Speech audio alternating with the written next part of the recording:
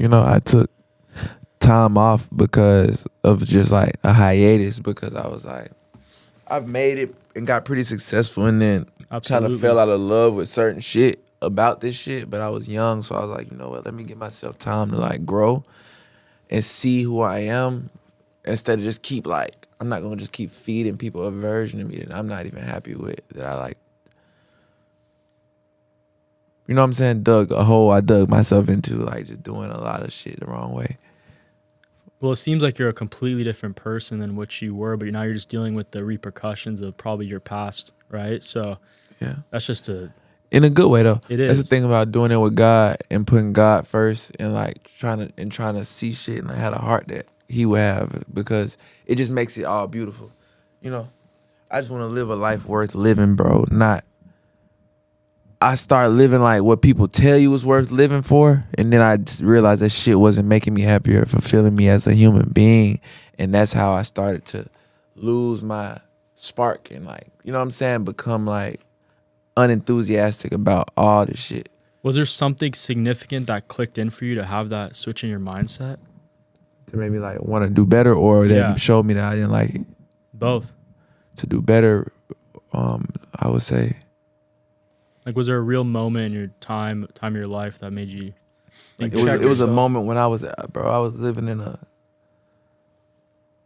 think the house was like $10,000 a month. It ain't that much, but like back then, that's expensive. I was living in the crib, $10,000 a month. I got all my friends there, bitches running through the house. You feel me? Like, that sounds so fun, dude. Crazy shit going on. Folks falling through the roof. What? Shootouts.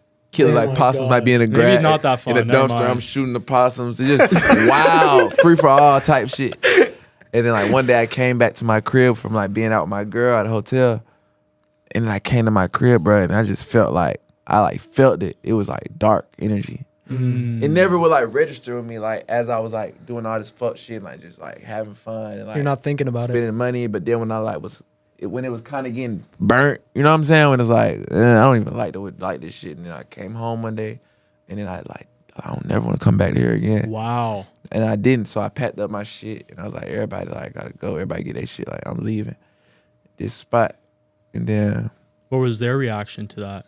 They just got their shit and left. You know what I'm saying? And then I just, from that moment, the climb back up to like just being a man and realizing who I am, it just showed me a lot.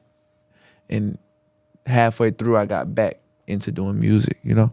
How long into your career did it take you to realize like some people that were around you aren't for you and you had to cut them out? Right at that moment. And then even a little bit after, because I kept some people around, and then they still reveal, like, you know, they may not be the worst people in the world, but they just don't mesh with how far you trying to take this shit and the way that you see things. They don't see eye to eye with you.